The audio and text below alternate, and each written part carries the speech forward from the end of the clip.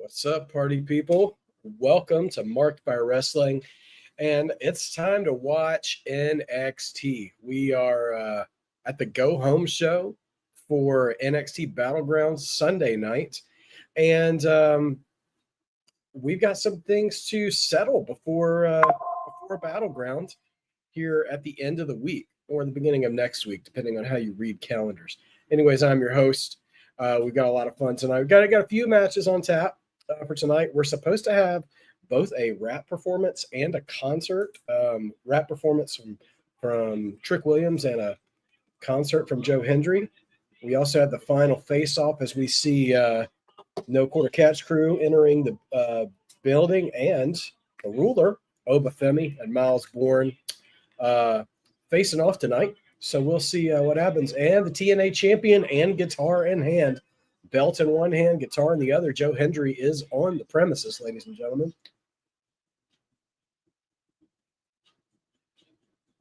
And we have what appears to be a Chevy Suburban arriving the property earlier today.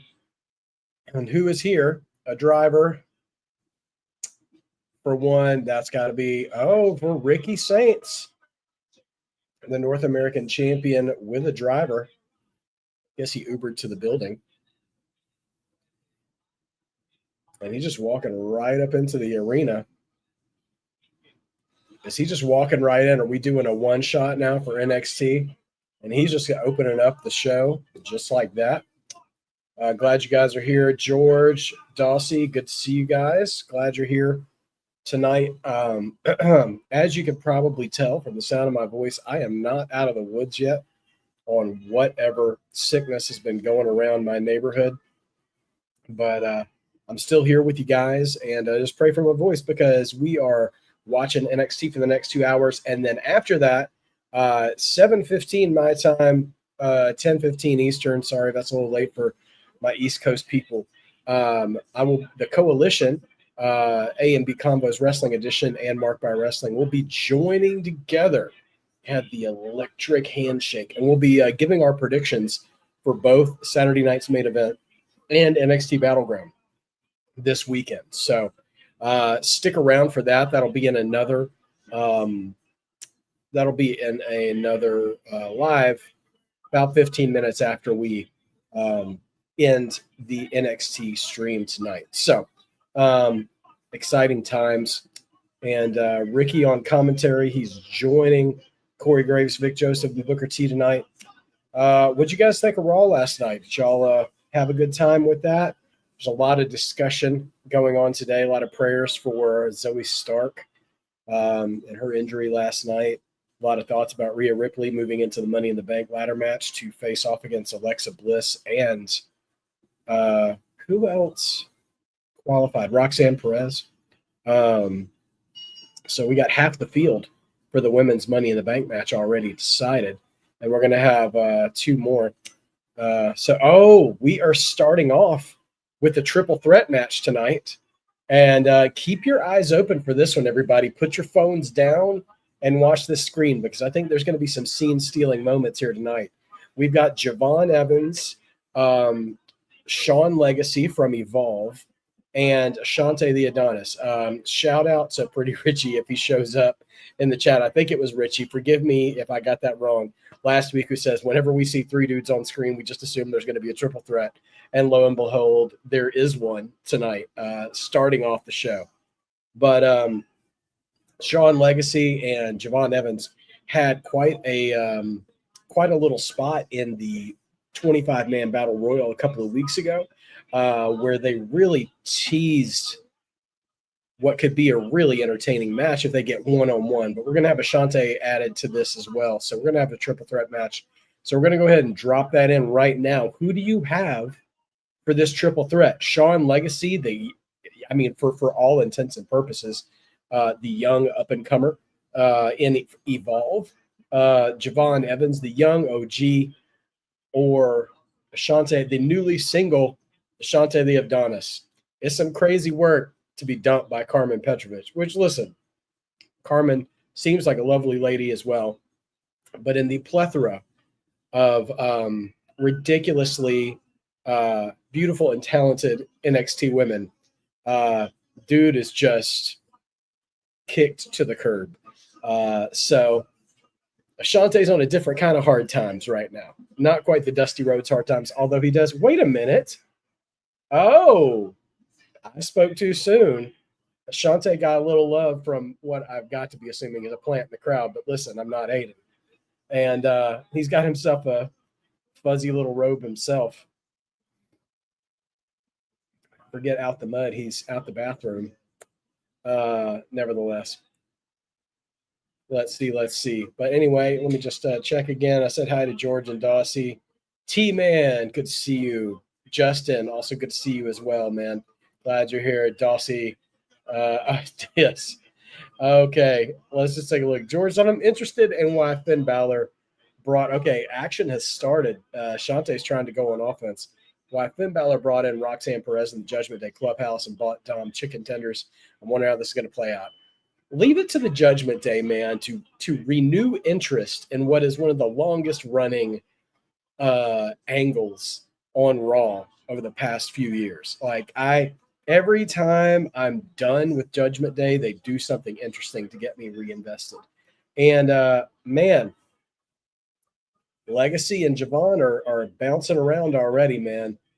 I call me crazy. I might be putting the cart way before the horse here, but I'd love to see a best of 7 between Javon and Austin. Now you're gonna have to put some kind of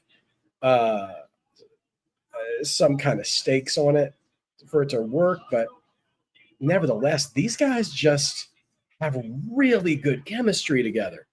I feel like we're seeing the beginnings of something special here because there's just some guys like, and y'all are gonna accuse me of glazing or being just completely off my rocker. Maybe it's the meds I'm on right now, trying to get rid of this sickness. But Steamboat had Flair, Austin had Rock, or even Triple H and Rock. I give Rock credit; he's got chemistry with a lot of people. Taker and Kane. There's just Brett and Sean. There are just some guys. Angle and Benoit. I mean, Benoit and Booker T in WCW as well. There's just some guys who just click together in the ring, and the speed and the rate and the crispness of what Javon Evans and Sean Legacy are doing. I don't know if they have history outside of WWE before they both got here or not, or if they just have good chemistry. Either way, it's wild. But yeah, Judgment Day, man, they are the most resilient storyline in wrestling to me, man. Every time I get tired of them, they do something. And yes, Dossie tells no lies here. Dom stumbled into a lucky gimmick. That dude's dating history, on-screen dating history, is absurd.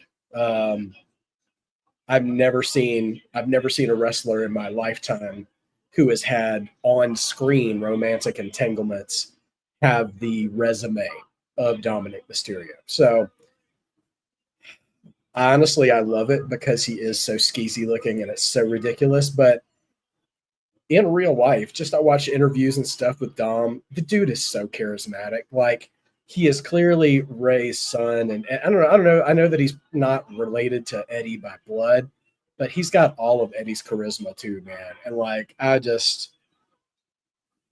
look at him like he's my own little brother in a way. Just like I'm so proud, man. Javon Evans hit the suicide dive like a bullet, dude. He is motivated, and Ricky Saint's looking incredibly impressed over on commentary. His mouth just hanging open. He's out here, Javon just dancing on the barricade too as we cut to break. That is wild. Justin asks, do you think Dark State gets involved in this match? Just a thought.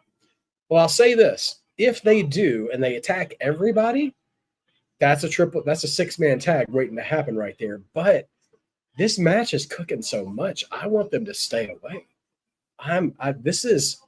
I feel like I'm watching like the good years of Nitro right now, where the mid-card, undercard guys who are really just they have next, they're up next on deck, are just out here being like, follow that.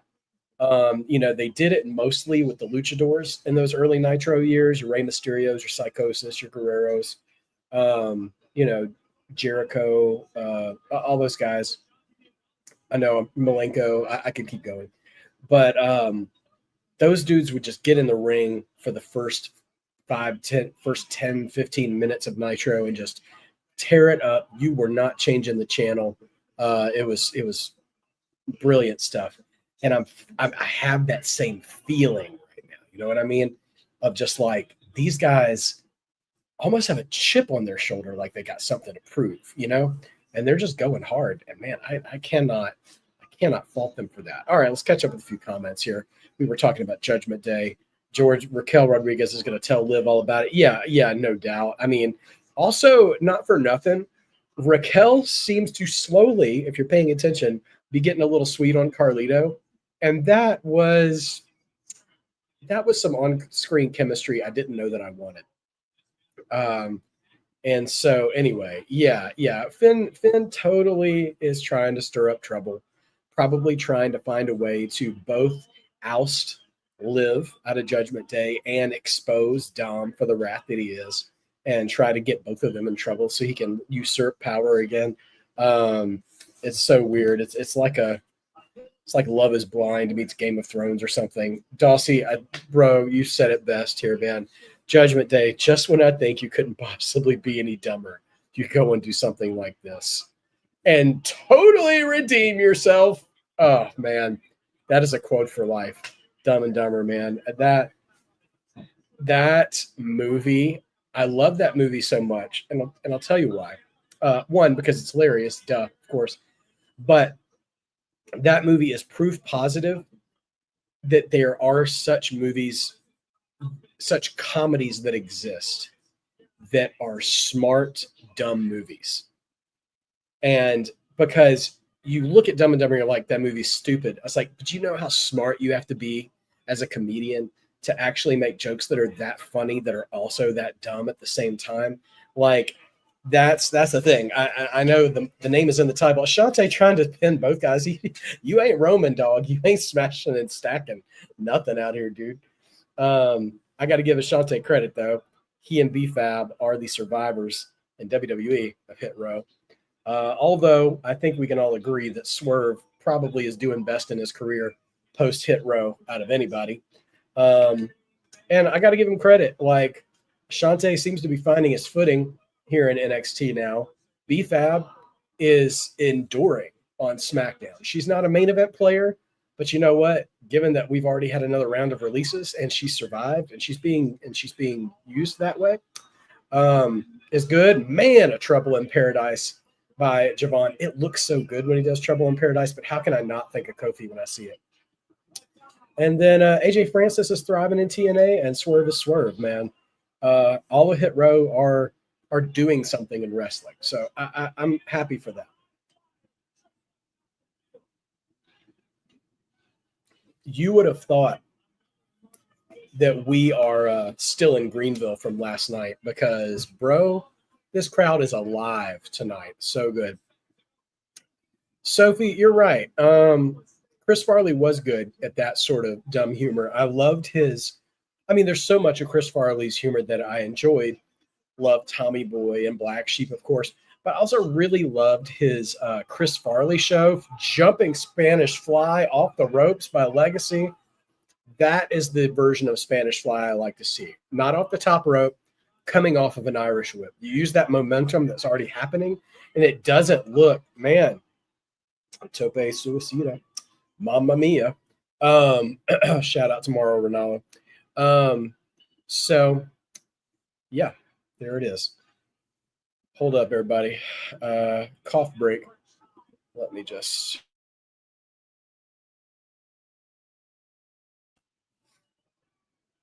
Oh, my goodness. What height on that top rope Hurricane Rana from Javon. Boom. Another spinning kick off the rope. But here comes Ashante. Is Ashante going to steal the pin? Oh, man. Dude, Javon is so fast. Javon is so fast. He's a different kind of fast than Braun Breaker. That was wild. They teased like they were going for a top rope Spanish Fly, and it was made to look like at the last second that Javon switched into a standing Hurricane Run off the top. That is wild stuff. Oh, man. They all just catching their breath now. I don't even blame them. Y'all, this is probably going to be match of the night, which I hate to see that we've got 2 hours to go, but I don't see how any match tops this tonight. They just did this out the gate. It's wild. I see some comments, and we're going to catch up with that. But I've been doing y'all a disservice by not paying peak attention to this opening match. Superman punch from Javon, but Ashante doesn't, just stands there with it. Tornado DDT, float over DDT really by Ashante. Back up, super kick. Javon is just kicking, but here I see Legacy. Springboard 450 splash to break up the pin. Good grief. Starks is sitting at ringside on commentary with his mouth hanging open, just like, I can't wait to make money with one of these guys. He didn't give the old rub his hands together, but I know that's what he's thinking. This really has the makings of a really solid North American title division. Javon, God bless him, has been floating around different feuds. Feels like a year now, maybe more, and has not won a title yet in NXT. Wow. Oh, man. Legacy was charging across from the corner, and Javon met him. Boom. With the RKO, or I guess they call it a cutter. Man, Javon just has an extra gear, man. I hope he stays healthy because it is crazy. He has this move. He did this in the Battle Royal last week where he springboards off the bottom rope and then goes around and circles around and snap German suplexes a dude. So clean. Frog splash, a Montez Ford level frog splash, only for 2 because Sean Legacy interrupts. Dude, I am going to be out of breath. Oh, Ethan Page is here, but he's attacking Ricky Saints. Man, you guys have your fight, but don't interrupt this match. Don't interrupt this match. Keep them out of the ring. Please keep them out of the ring. Get the camera back in the ring, guys. We've already seen them fight. Javon, no. Oh, Javon just jumped out of the ring and splashed over both of them. But here comes Ashante off the top now. And he misses Legacy. Legacy, what's he going to do? He's up in the rack. Oh, my gosh. 2. Sean Legacy wins the triple threat. If you weren't watching, his finish is like Bianca's KOD. But imagine a KOD going into a crossroads on the way down. It was nasty work, and it's crazy. So Sean Legacy is your winner. Ricky Saints and Ethan Page still beefing on the outside. I'm not sure Javon has gotten back up from his dive yet, and we're backstage. Whew! What an opener, guys. I need to take a breather. What about y'all?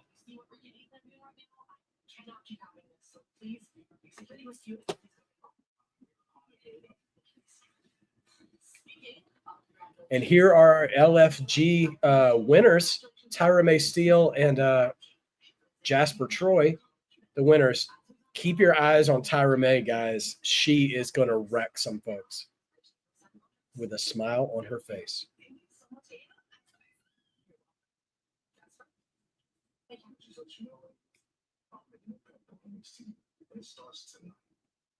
Is that a real chain? Because it looks plastic, Jasper. All right. Promoting the rap performance. Oh, man. So wild. All right. Sean Legacy, I think his time in Evolve is done. He will be up in NXT like that. It is going to be it's going to be real quick. Real quick. Oh, man. Let me just catch up with some of the chat. Thank you guys for being here again tonight. What an opening match. I haven't seen a match that fast-paced in NXT in quite a while. That was just so impressive. All right, just catching up with a few messages before we come back to the show. All right. Justin says, I want to see Jeff Cobb versus Oba. Absolutely. JC Mateo, formerly known as Jeff Cobb, now with the Timu bloodline over on SmackDown. Absolutely think they could work. I was kind of disappointed. He and LA Knight had a decent match. The crowd didn't buy into it as much as I thought they should. But also, like, I hope they don't make a habit out of him wrestling in like henchman gear, just like a shirt and pants. I hope he actually gets to wrestle in his actual gear soon. Sophie Dophie, your thoughts on Sesame Street going to Netflix? I'm not bothered, given the current state of our government in America. I'm not bothered that Sesame Street has a new home, so that it won't end up being off the air if PBS gets threatened. I don't love as far as I know, it's not currently exclusive to Netflix. And I'm a big believer in PBS and NPR in there being public broadcasting available for people so that you don't have to pay for TV services. And Sesame Street is a formative program for kids. And I mean, it's been around for 50 years or more. And so I don't love the notion of it going exclusive to Netflix, but if it's available in more places, I think that's fine. But I just don't. I really hope they don't screw that up, because PBS deserves to be where it is. PBS is how I discovered Sherlock. It's how I discovered Downton Abbey. I mean, when I was little, how I discovered Sesame Street, but like, and also home to some great documentaries and stuff. Like, just without you having to watch, Netflix or Hulu documentaries, which I'm also a fan of as well, but those are always slanted to one perspective, and you can get a really if you're ever wanting to watch something historical, you could always trust PBS's creators to give you a pretty much an unbiased view of history for the most part, and so I hope that maintains even through the threats of the current administration. And that's all I have to say about that. And the words of Forrest Gump. George Lewis, can't wait to see next week's Raw. Yeah, I mean, coming off Saturday night's main event, I'm sure it's going to be pushing us towards Money in the Bank, and we'll see where it goes from there. Chris Farley was good at that. Yeah, absolutely. Poor Zoe. More on Zoe here soon. BFAB and Meechin as a tag team. Yeah, we'll see how they do together. I mean, they have a chance. I mean, listen, you just saw what Sean Legacy did with his chance. You know what I mean?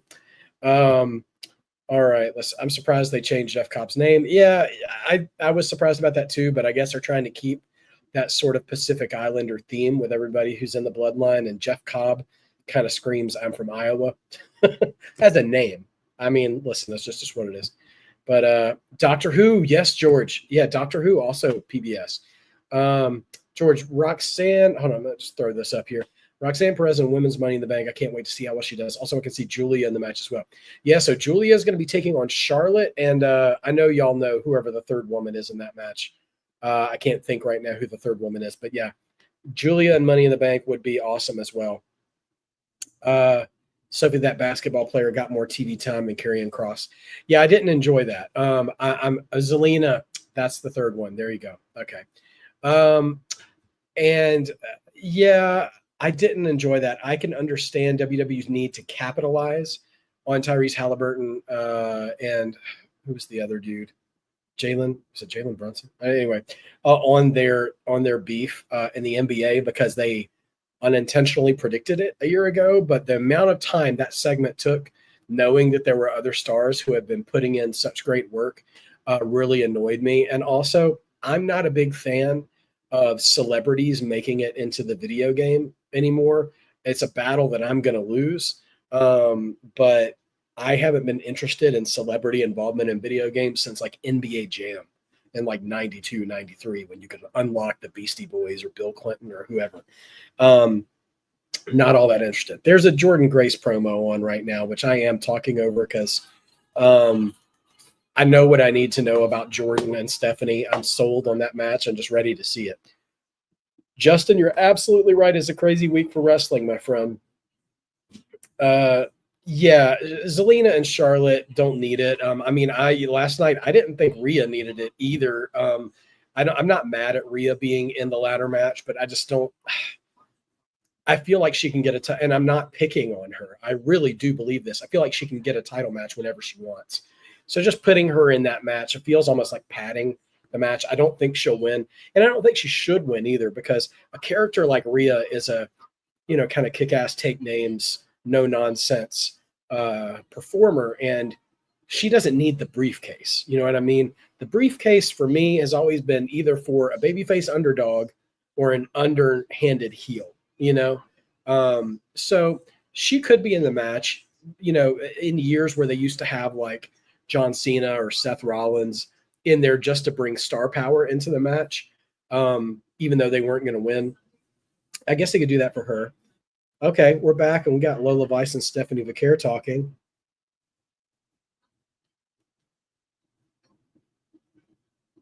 Lola, dear, your tan lines are showing. Fatal Influence here to talk trash. Jasmine Nix absent again from Fatal Influence.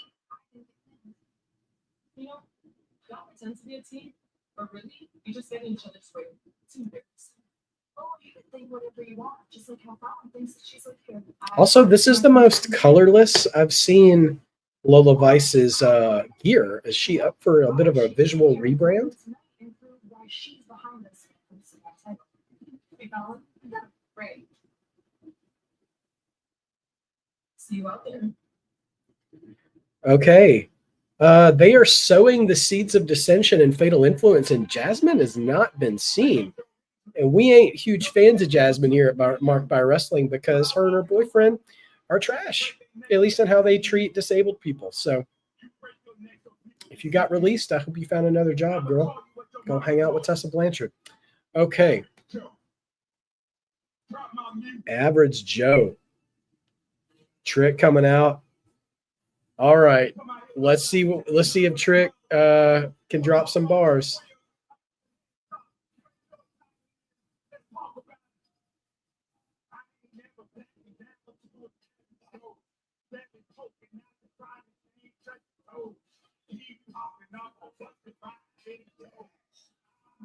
Booker got a talc over this rap too.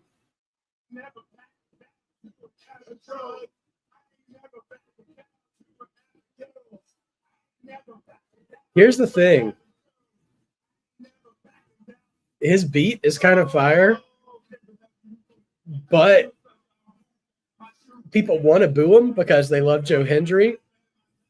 But also the crowd is kind of vibing with the beat. It's a very weird scene. I mean, he's no John Cena as far as wrestling rappers go. Or no, he's no R-Truth. He's very repetitive and elementary. But he's got rhythm, and he's working the crowd. So I give him that.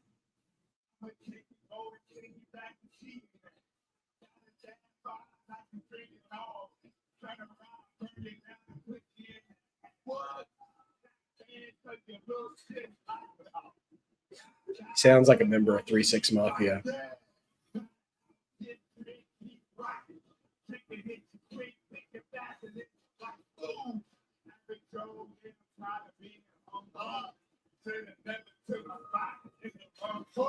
Okay.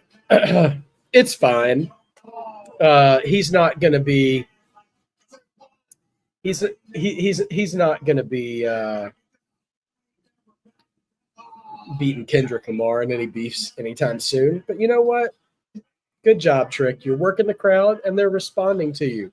Getting the crowd to respond to you after that triple threat match is not something to sell short.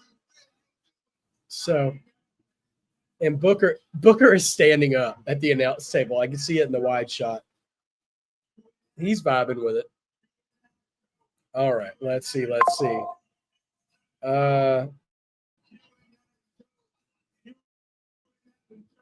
I'm going to catch up with some other things. We're hearing Trick talk about Average Joe.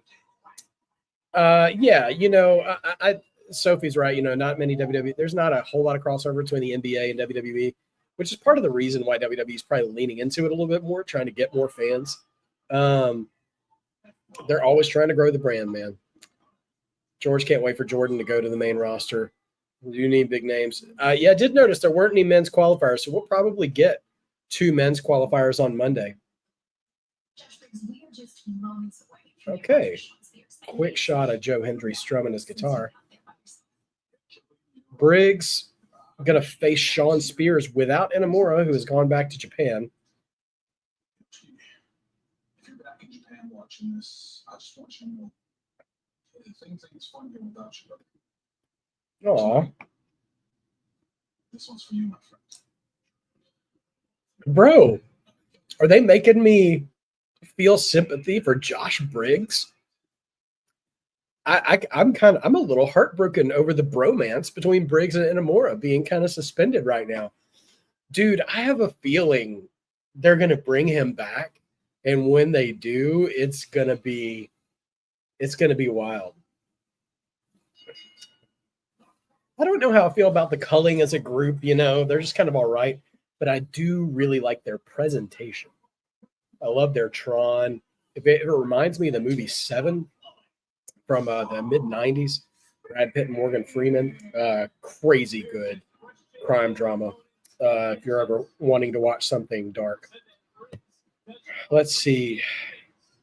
George says, as Sean Spears makes his way to the ring, George says, there's rumors we're going to get Charlotte Flair and Jade Cargill, the Evolution PLE. That matchup has potential. Both of those ladies know how to be stars. I wonder what their chemistry is like in the ring, though. Sophie says, everybody's favorite person, Travis Scott, is rumored to be teaming up with John Cena at Money in the Bank. Well, I'll tell you what. I would assume they would face Cody Rhodes and another person, maybe another celebrity. I'm not a fan of it. I think there's enough talent on the roster that we don't have to dip into the celebrity pool. But I will say, as a guy who really, I've been a fan since I was a little boy, but when I was in high school was during the Monday Night Wars. And I know the Hogan and Rodman tag team matches, some of those were better than they had any issue being. Not all of them. The Jay Leno one was trash. But the DDP Karl Malone tag match wasn't bad. And the first time Rodman stepped in the ring was against with Hogan, was against Lex Luger and the Big Show, who was still the Giant back then. And the crowd ate that up too. So it all depends on what Travis Scott is really putting into the work. And I'm just nervous about that because those first few things we saw from him, like busting Cody's eardrum and stuff, oh man, I don't know. I am nervous. Very, very cautiously optimistic. Emphasis on the cautious. Are we going to see the end of Fatal Influence? George, I hope so, to be honest. T-Man, is the draft happening this year? I keep hearing that it is, but there is no there is no formal announcement yet. Georgia Wright, Jasmine Nix hadn't been there for a while. Let's see. Justin Allen Crane says, Stephen, who do you think is faster to the ropes, Braun Breaker or Callum Newman from New Japan? I don't know who Callum Newman is. My experience with New Japan is highly limited, so I'd have to see that to answer it. But it's hard to beat Braun Breaker's rope-to-rope time. It is insane. It goes from being impressive into scary. So if you're even asking that question, I'm sure Newman is very impressive as well. I'll just have to see him. So Trick is like Drake. No, Trick isn't as bad as Drake. I'd say Drake, Trick, Kendrick. maybe that's how I'd rank those three right now. Wish Truth would have shown up. That would have been so much fun. Jasmine, yeah, could be back as leader. Yeah, Solo is our only guy in Money in the Bank so far for the men. Let's see, Roxy and Alexa both the same height in that ladder match. Yes, a short one. Pretty Richie. Richie. Dude, tell me you were here for the triple threat match. Tell me you saw the triple threat match because you were the dude who called it out last week and they opened the show with it. I'm going to go ahead and tell you now, after we're done tonight, if you didn't see that triple threat, go back and watch it. That, for everything we do every week here at Marked by Wrestling, go watch that triple threat match. It was beautiful. Sean Legacy has got to be coming up. Oh, no, I'm so sorry, Richie. Dude, I'm so sorry. But listen, it doesn't even matter if you get spoiled as to who wins. It is so worth seeing. The good thing, Richie, is that CW is pretty good about putting the full matches up on YouTube pretty quick. So maybe even by the end of the night, you might be able to see it. If not, you could probably catch it tomorrow. But dude, make time for the first, what was it, gang? First 15, 20 minutes of the show. So good. It felt like 96 Nitro, just like boom, boom, boom, fast-paced stuff. All three of those guys brought it. It was really good. As far as NXT TV, not the PLEs, but as far as NXT TV, that could be NXT match of the year so far. It was so good. I'm still riding high from it, to be honest. So, yeah, it was crazy. I couldn't believe, as the match was going on, I couldn't believe that they opened the show with it. That should have main evented, because it's going to be the best match of the night. Unless there's a match that happens that has not been advertised, I don't see it. All right, let's see. It's good. Okay. Sophie would say CM Punk, John Cena is in the works, but they don't want to rush that for Money in the Bank. Yeah, no. I mean, WWE would be crazy since they already ran back Cena and Orton this year. They would be crazy not to run back Punk and Cena before Cena hangs it up.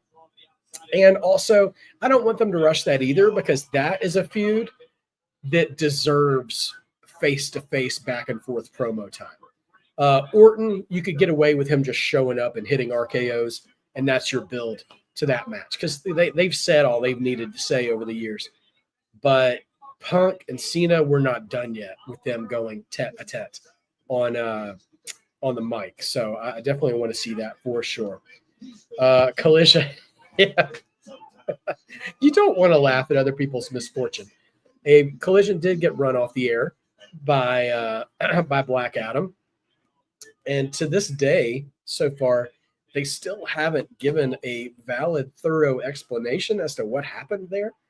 But boy, oh boy, I said this online too, and some people, sickos are mad at me about it. And well-thinking, rationally minded people understand it's just getting that much harder for AEW to beat the WCW 2.0 allegations. For those of you who don't know, in 1998, Halloween Havoc, which you probably have heard from NXT, used to be a WCW pay-per-view name, right? It's one of their biggest shows of the year. And it was headlined by three big-time matches that either hadn't happened in a long time or never happened before. Sting and Bret Hart faced off for the U.S. title. That had never happened before.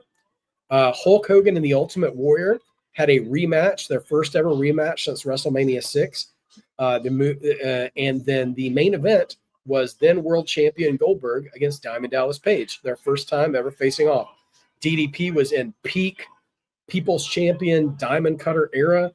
It was a babyface versus babyface matchup.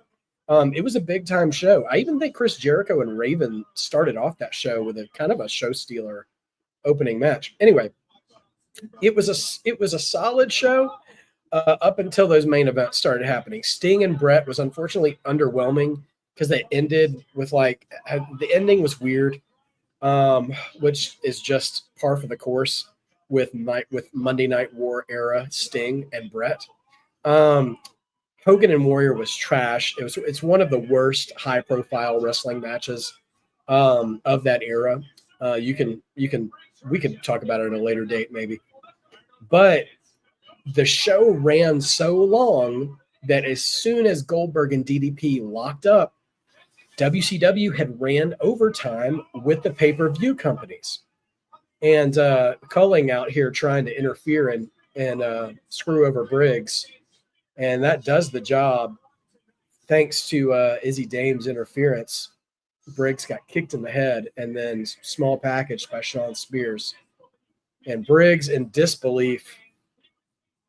But anyway, but the Culling is just jumping on him like a pack of hyenas at this point.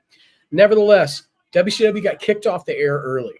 And they had to refund customers and show the main event on free TV the next night. And And yeah, it was a real financial blow for WCW at that time. And all that ever made me think about Hank and Tank are here to save Briggs and take on the Culling. You know what that means, playa. We might get a tag team match here soon. But they're cleaning house now. Spears was left alone in the ring, but he is bailed, and now Hank and Tank have rescued Briggs, the tag team champions, standing tall. So now here's AEW, who, for no reported reason, just got Collision cut off before their main event. And of all things, to be preempted by Black Adam, starring Dwayne Johnson. Okay, the Sol Ruka Zarya Kalani saga continues backstage.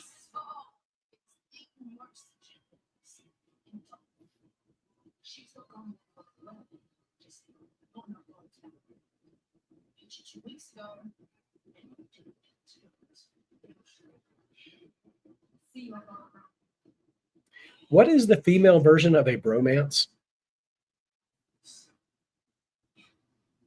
Because there's a lot of affection there between Zarya and Sol Ruka, having each other's back. And all right, the new class, Chase U, the new class, coming up next to take on OTM in their first in-ring match as a team. So there we go. So, all right, let's see. Do I see Raw or SmackDown get what A Collision got by ending a half an hour earlier? If you mean, Sophie, if you're asking if you think that's going to happen to WWE, no, I don't think so. I don't think that'll ever happen to WWE. They have gone off the air early. Well, not early, but they have not timed out their show before historically. Well, I think in the early Monday Night War era, sometimes they went off the air before they had executed their main event angle. There's a famous story about Brett and Shawn doing a spot where Shawn was supposed to super kick Brett that didn't make the air. They showed it on replays after this show that week, but Brett was talking too long, and those guys didn't trust each other so much at that point that Shawn thought he'd done it on purpose to not have the moment where he gets beat up show on TV. But that's just the tenuous relationship they had with each other back then. Thank goodness those guys were able to bury the hatchet, and Shawn was able to find Jesus, and Brett was able to find more hatred for Goldberg. So there you go. Main event probably will be the Joe Hendry concert. CM Punk teased going after Cena after the heel turn. Yeah, sure. Yeah, they did say technical difficulties. I mean, technically it was a difficulty. So, yeah. Did you hear Hulk Hogan wants to buy Hooters? Yes, I did. And if that man wants to buy Hooters, he needs to ditch the John 3:16 shirt right now. That's all I'll say about that. Let's see. Lyra Valkyria costing Becky Lynch last night was good, and I can see them running it back at Money in the Bank and Bayley costing Becky Lynch. Yeah, I think at some point we're going to see Bayley reintroduced into that feud. It's just a matter of time, and I think Money in the Bank is probably the most appropriate time to reintroduce her for that. We'll see what happens. So, yes. Oh, talking about Halloween Havoc, Sophie. Yeah. So they showed it for free, but they still had to give refunds to the paying customers because nobody had to pay to watch it on Nitro. What is my thought on Gabe Kidd joining the Death Riders?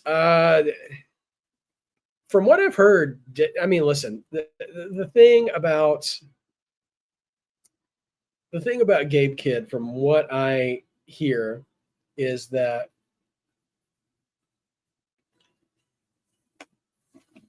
I see what I'm about to say with Gabe Kidd. I've seen it with Will Ospreay frequently lately, and I've seen it with Seth Rollins from time to time. There are some performers who are so down for the company they work for, which is a good trait you want to have in your employees if you're in charge. But also it makes things a little confusing when you start to buddy up to competition.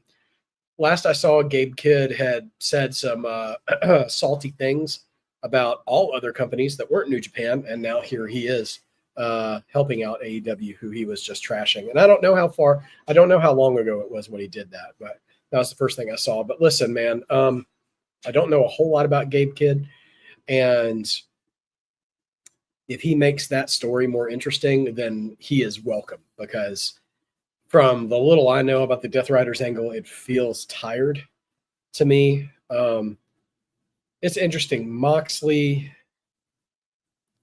Seth Rollins. I'm not going to say Roman Reigns. I'm not talking about the Shield as a whole. But there is a blessing and a curse to being a really reliable performer.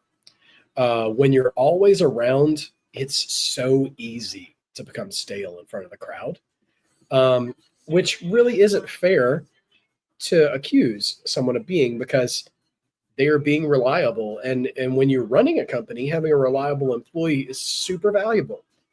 But when it's performers on TV and you see the same guy every week, Moxley has been their go-to guy so many times. And so I respect that in one hand, but in terms of being entertained, it's like, bro, take a vacation. Let him take a vacation.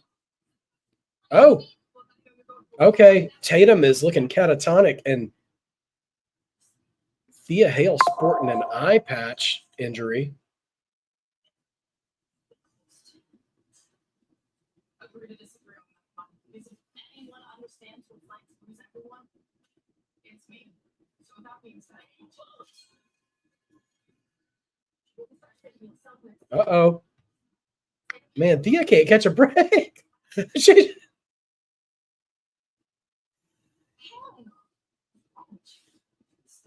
She just blasted Thea that was like coming down to Jada, just blasted her and showing up all over herself.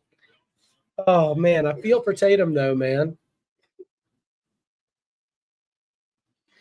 So crazy. You're absolutely right, Pretty Richie, about WCW. So much potential in WCW. Some stuff did well, and then they didn't capitalize on it. And some stuff, I mean, yeah, they just didn't capitalize. Oh, Womance. I'll take it. We will refer it to that. We'll refer to it as Womance until we find a better word. Let's see. Natalia's on Busted Open now. Okay. Interesting. All right. OTM making their way to the ring. This is something of a debut versus a debut tonight. So do you have the returning OTM or the new Chase U as your winners in this tag match tonight? For me, I'm going to say OTM. I think there's just something about the Chase U freshmen, so to speak, that they probably are going to have a hard road ahead of them and are going to have to learn a valuable lesson. So, but we'll see what happens. Let's see who you guys got. While that match is taking on, they're taking their advice from Andre Chase in the background, but not making a lot of headway against OTM. Pretty Rich, yes. You think Kevin Nash should have ended Goldberg's streak, Steven? To be honest, I love the way they did it. That's just me, though. Kevin Nash was the right guy at the right time. I just hated the finger poke of doom. I also hated the finger poke of doom. So if you'll indulge me for a second, Richie, I will give you my answer in terms of branching timelines. What I was really hoping would happen, if I'm remembering correctly, and my memory is fuzzy right now, and I believe that that spot. You remember that spot where Goldberg speared Bret Hart and he was wearing the metal plate? I couldn't remember if he was champion yet or about to be, or if that was after all that. I think it was before all the finger poke of doom stuff. But I think Bret would have been a great guy to end his streak. Now, we'll say this. If we erase the finger poke of doom from memory, I don't mind Nash being the guy to break the streak. And it was really unfortunate that night when all that happened, it was either that night or the following week, Goldberg cut his arm open. Real glass, by the way. That is speaking of AEW and all that stuff, that should be case in point why you don't screw around with real glass. He lost almost a year, an almost massive major injury to that, because I was into the idea of Goldberg chasing again for the title. But that all went down the drain that year. So that was a bummer. But nevertheless, T-Man says, can't stand Will Ospreay because his ego's out of hand and he claims to have never liked WWE. Find that hard to believe. Yeah, I think Will is a company man. I think he will say all the things he thinks he needs to say to get over in the company that he's in. And but also I think he's a little transparent in that. I think more people can see through that than he thinks. And also it's probably not all his fault, because wrestling media needs to stop asking AEW talent what they think of WWE, and AEW talent need to stop talking about WWE. Like, I don't really care what AEW talent thinks about things going on in WWE. I want AEW talent to tell me why I should be watching WWE. And I want AEW talent to tell me why I should be watching AEW, and stop telling me it's because you have the best wrestling. Stop telling me it's because you have the best wrestlers in the world. That's a lazy reason now. You need to give me more creative answers, because every answer they tend to give, at least the ones that I end up seeing, are always either a direct or an indirect shot at WWE. And like, don't make me think about WWE. Make me think about you. Anyway, OTM, honestly, this is a bit of an extended squash match, and I would be disappointed, but the entire story they're telling with Chase U right now is that they are they're just, I mean, to put it in Chase U terms, they're freshmen. They're incoming freshmen. They're not experienced together as a team. They just got Chase U restarted. So I think it's okay for them to start with adversity. And it would have been bad for OTM to lose their return match. It would have killed them right where they stood, probably. Miles Bourne walking backstage, though, getting ready for his final face-off with the ruler, Obafemi.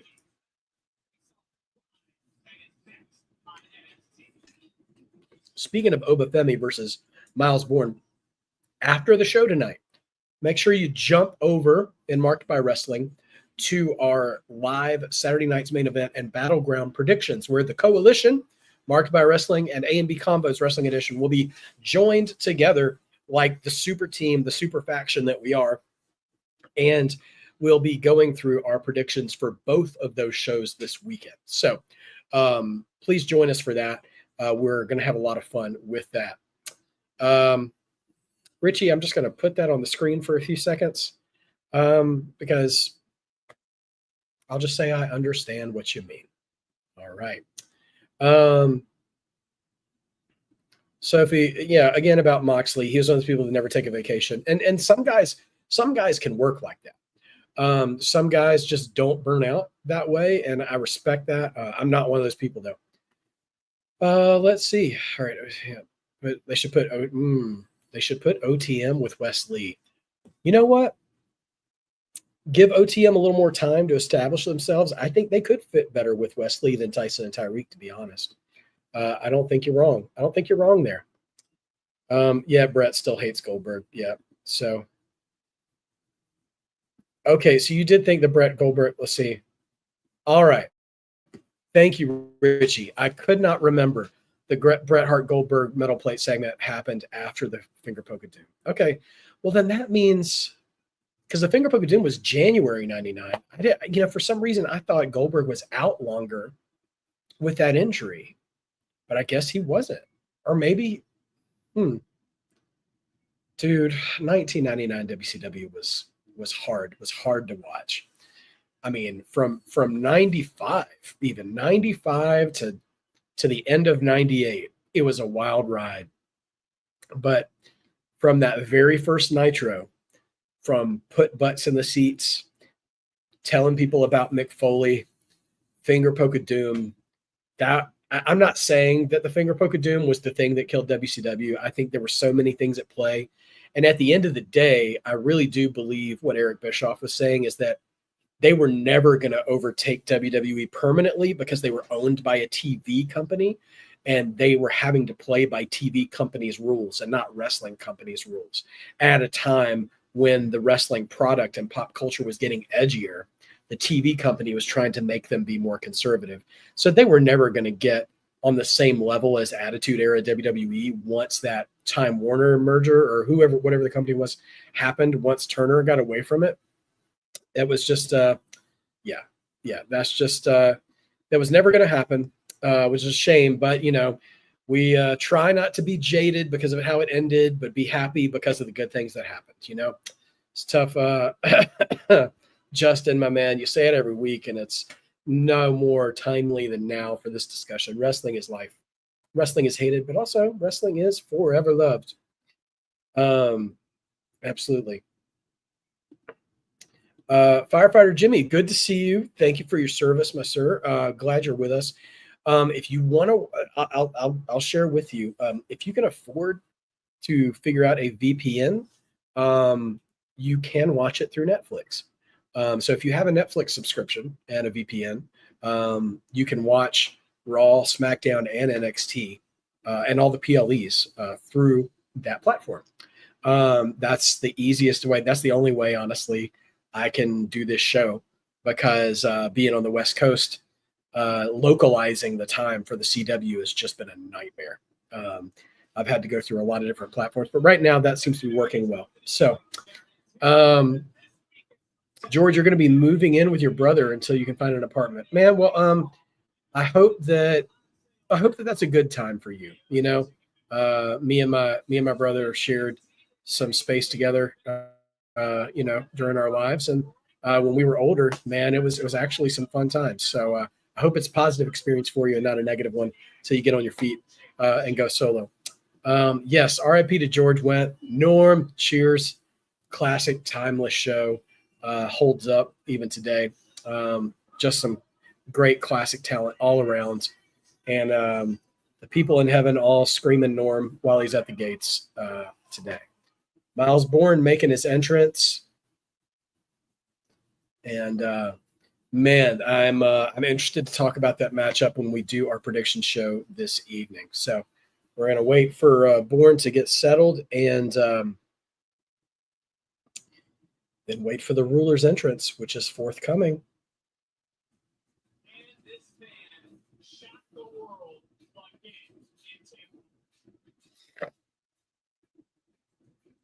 Baby Randy. Yes, indeed. He's winning me over, dude. He's still got some time to develop on NXT, but he's on his path.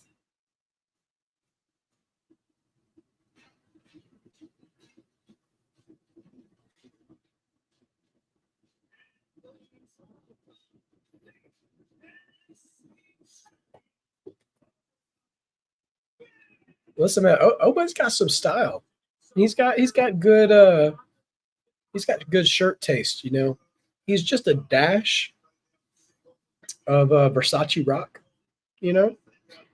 but and a little bit of that swagger. He's a real cocktail of confidence. Miles Bourne theme is in 2K as a theme you can choose for your created guide. Oh, that's cool. I did not know that.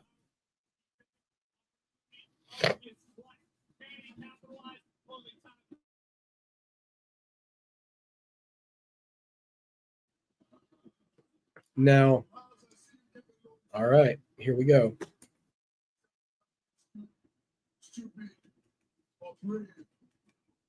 Perhaps both, but I also do confidently feel like that is exactly why you made it this far. Even though a lot of these people didn't believe you were going to make it this far, I know I didn't believe you could make it this far. But look at you now.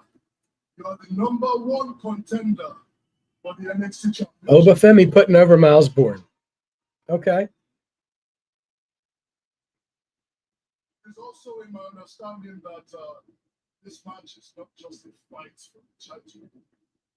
This is also a fight for everybody you are going to try to inspire and uplift, who has limitations and struggles just like yourself. I find that to be admirable, but also very, very misleading. Life is cruel, man.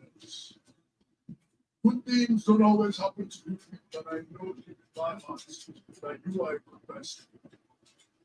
But however, this is not a Disney movie.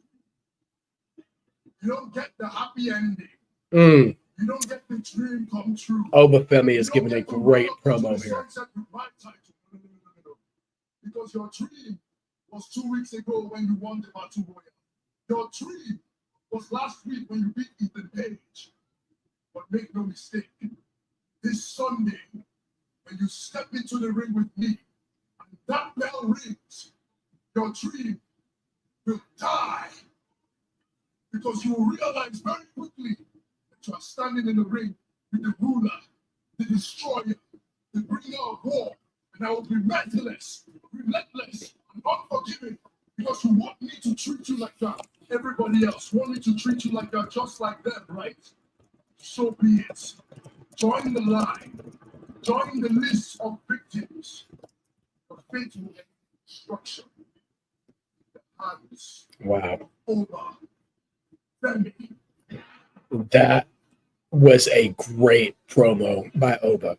That is exactly what you're trying to do. But I'm not alone.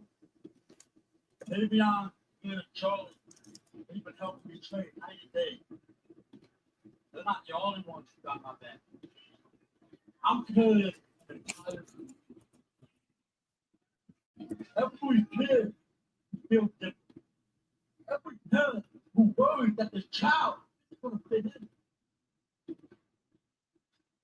Yeah, Opa, you're right. This is more than just about winning a title. It's about making a statement. So go ahead, write me off as just another victim. Underestimate. Like I said before, it certainly wouldn't be the first. Not least, those they underestimate.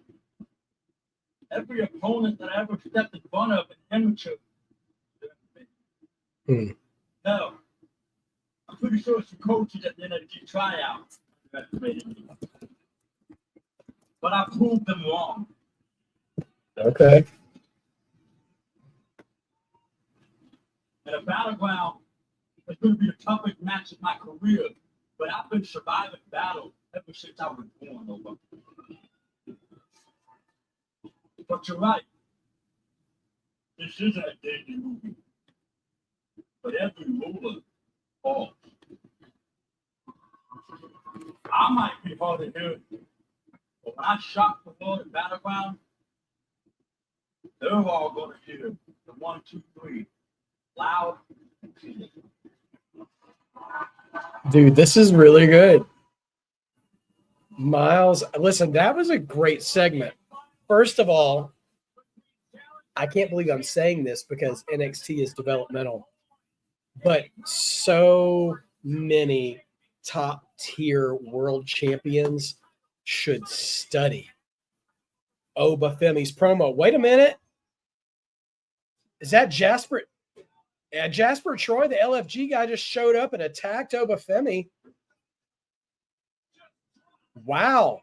He's coming to make a statement right away.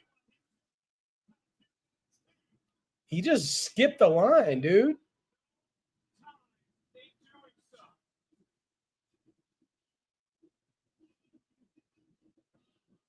Okay. Tense. Miles Bourne tried to help him up. Oh, Miles Bourne sees the title.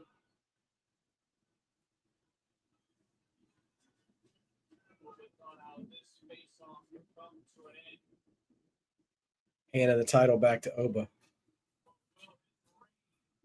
Well, Oba's got that target on his back. I didn't expect that. I did not expect him to jump the line. All right, here comes Ava.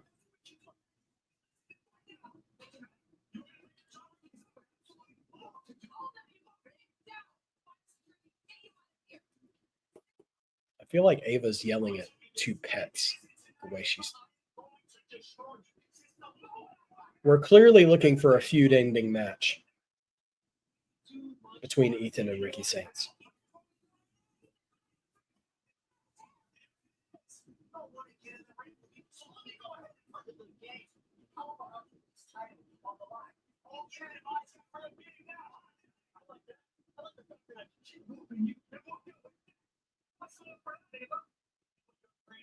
like you big ego fault line.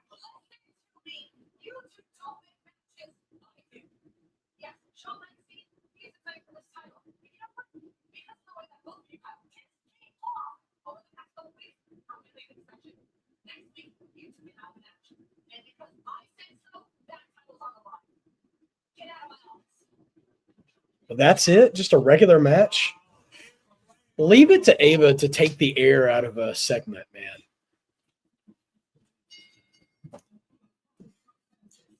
They were baiting us there to make it think that they were going to defend the title in a gimmick match.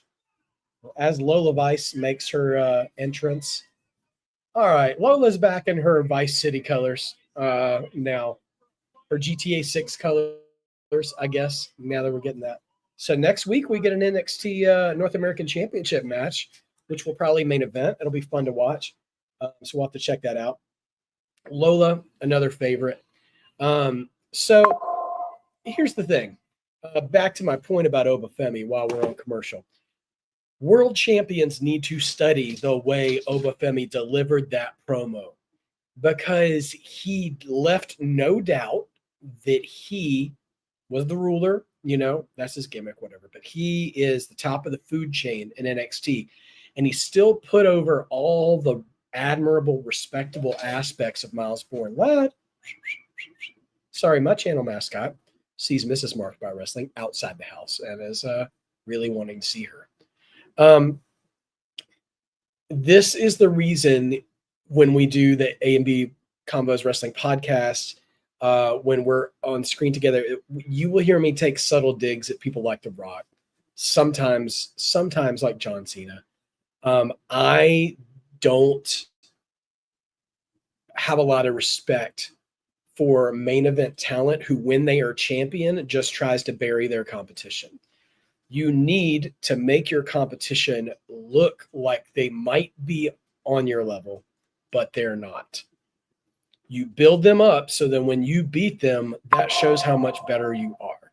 And like, I think Chris Jericho even said that in one of his first books, that you never bury your talent.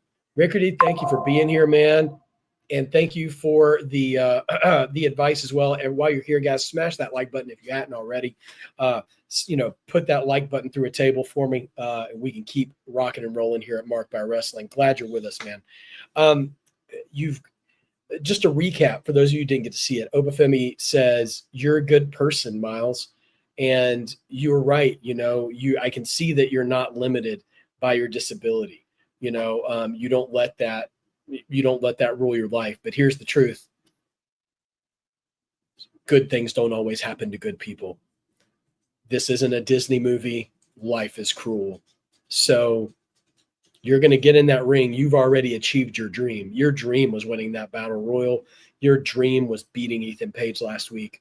But your dream is going to die when you step in the ring with me." Boom.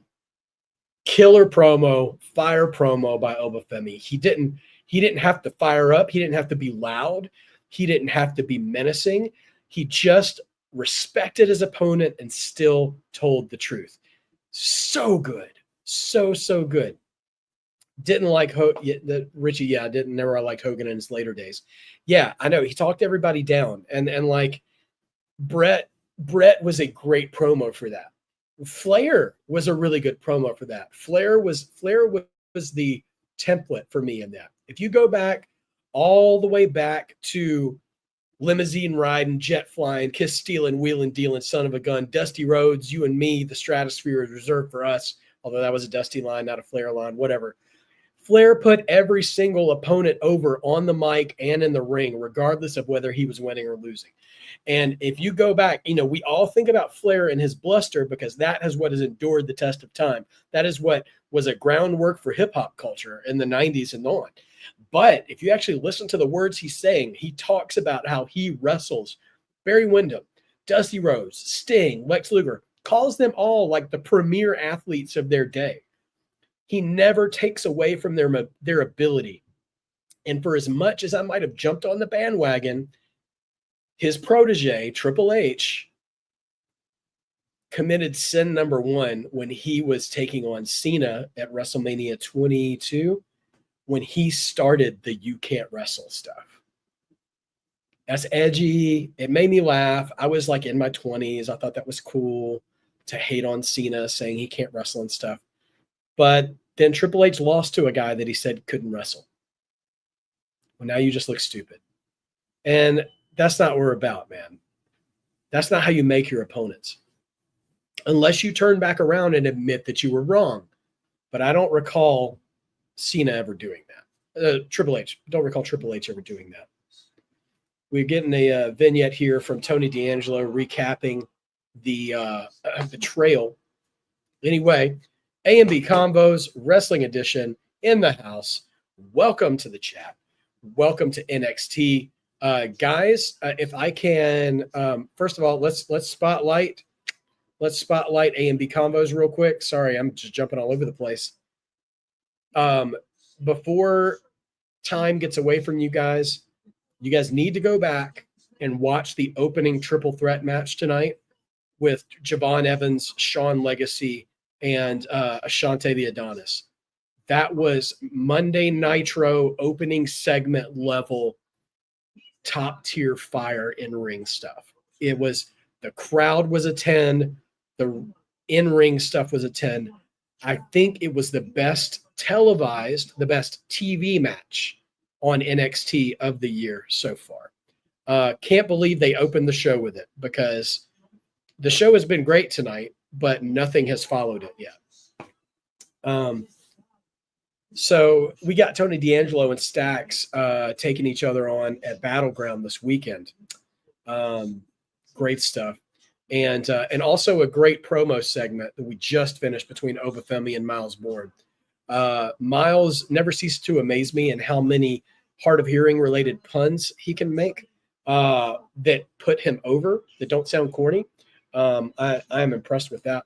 And I'll say more about that match when we get into our prediction show, which will be approximately 15 minutes or so after our stream tonight. So make sure to join us here at Marked by Wrestling. We'll have another video rocking and rolling, ready to go right after the show tonight.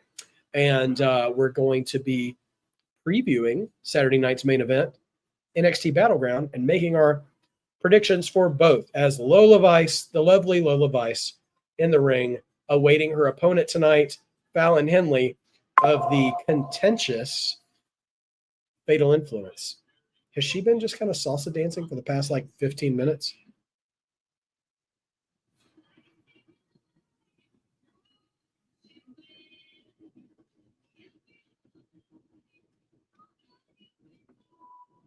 Okay.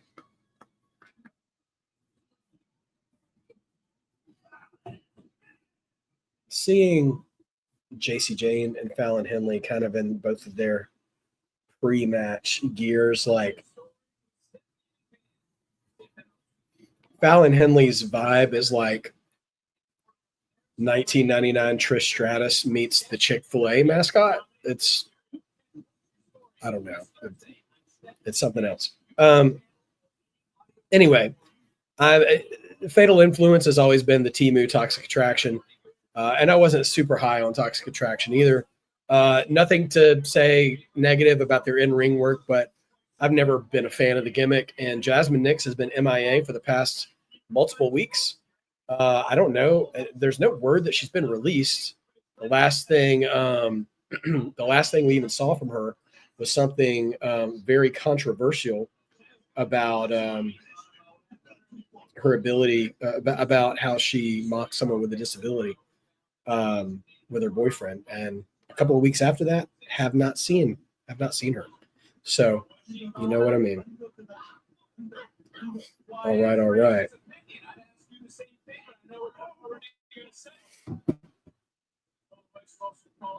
Super chat coming in hot from A&B Combos.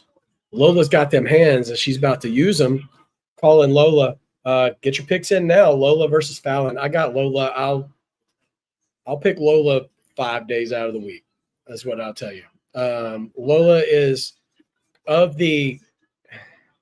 Can we call her a homegrown NXT talent? Because she didn't come from Japan or Mexico or anything. Not like Julia or Stephanie or anybody like that. So if we're counting her as homegrown, of the current batch of NXT women, I think she's my favorite homegrown. Her and Jada are 1 and 1A, I'll say. Her and Miss Parker and Lola, two well-talented, devastating ladies. Yeah, Lola does have that MMA background, and Jada will just drop you where you stand. So yeah, we love Lola at Marked by Wrestling. Although I've said it before, and I'll say it again, just to say I'm not being, delusionally caping for Lola Vice. I do think when she fires up in the match and charges the corner, she needs to workshop her catchphrase, because screaming "I'm a Latina" just doesn't really seem to strike fear in the hearts of her opponents. And also, I'm just thinking about you want to scream, so, and I'm not trying to belittle her heritage in any way. I'm really not. But I wonder, do you want to maybe scream something that the entire crowd wants to scream along with you? And I'm just thinking about a bunch of, well, your stereotypical white male wrestling fans screaming "I'm a Latina" along with her. It just doesn't track so well. All right. Rickerty, not a fan of Lola. That's okay, man. I will not try to convert you. Although, Rickerty, tell me, of the homegrown NXT female talent, who do you like? I'm curious about that. Pretty Rich says, no more Julia and Roxy in NXT now. I think they're going to have to really push Miss Parker and Lola as top of the women's division, along with Steph and Jordan. Yeah, I mean, once Stephanie's probably not long for NXT either. We saw the ovation she got from the NXT faithful. From Raw, the Raw after Mania. And so I think Lola, Jordan, Miss Parker, and I mean, you've got Soul and Zarya there in the North American division too. Yeah, out of nowhere, the women's division is starting to thin out just a touch. Not a lot, just a touch. This is so maybe visually irresponsible of me too, but it's hard not to be distracted by the fact that Lola clearly went tanning with a different outfit on than what she wore to the ring tonight. That's just unfortunate. Let's see. George, a fan of Kalani Jordan. Yeah, Lash Legend, Tatum Paxton. Oh, you're just naming the women's division. Yeah. Well, here's the thing is that I know that's so unfair, but listen, it's like once you see it, you can't unsee it. You know what I mean? Like, I'm just like, geez.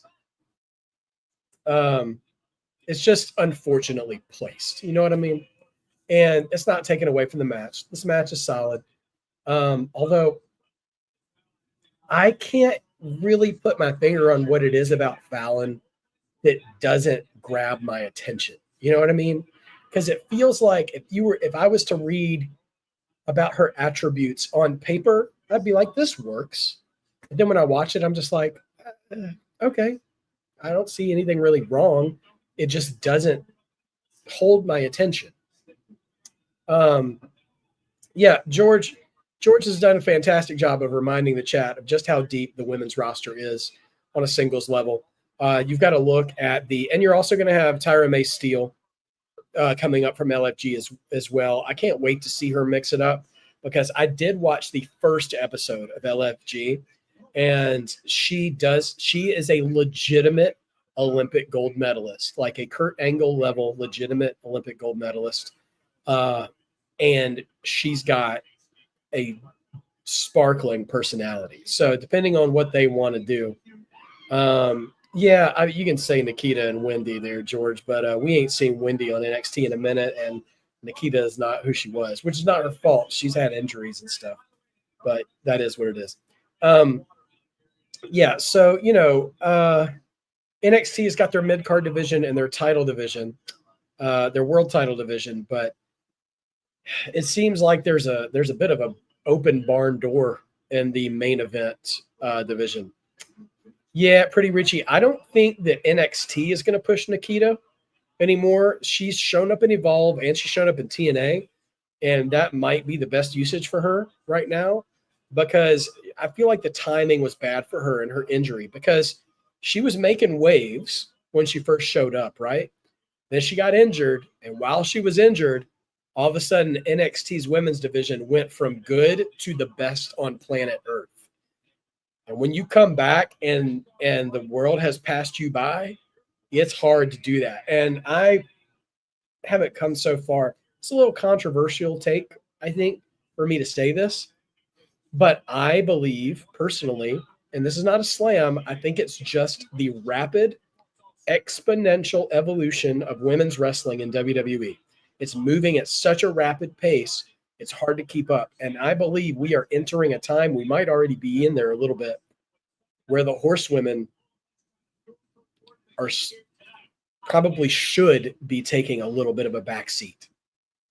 When I see what Liv Morgan is doing, when I see what Rhea Ripley is doing, when I see what Bianca Belair is doing, when I see what Io Sky is doing, when I see what Roxanne Perez is doing, knowing that Julia just got there. Listen, it is crowded, and those ladies, those four ladies, minus Mercedes, who's racking up the belts in AEW and getting her bag, good for her. Those ladies have done and have created an immeasurable, unrepayable debt to women's wrestling in WWE. They carried us out of the diva era into respectable, competitive, athletic competition, and they, all four of them, should be Mount Rushmore in their own way because of that. But they crawled. Well, excuse me, they didn't crawl. They walked.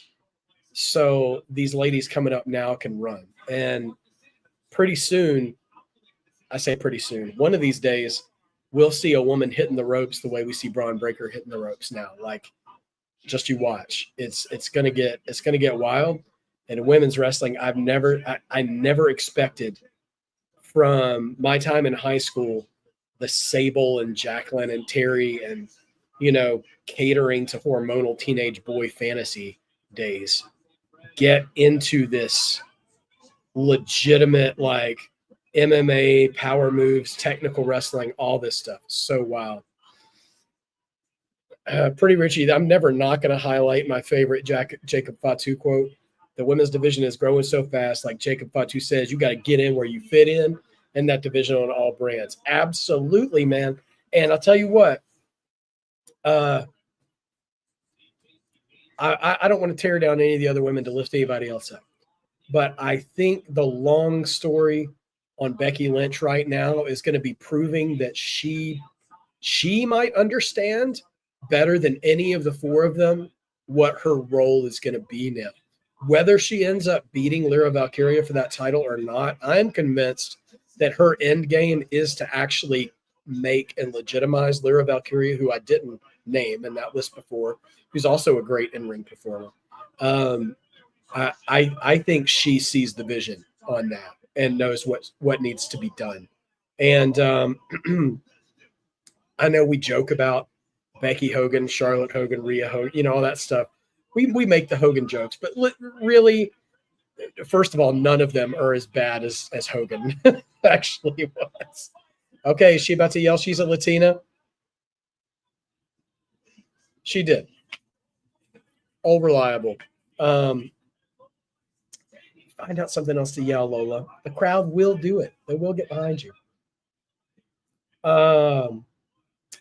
Anyway, so yeah, dude, I enjoy talking about the rapid improvements women's wrestling has made in WWE over the recent years. The way I talk about it, you think I'd be talking about, Savage, Flair and Steamboat or something. It's, not everything is that level, but man, I think my perspective always goes back to how bad it was and how it wasn't even really wrestling. Like it was, valets and managers and Playboy models trying to wrestle for the whims of an evil CEO.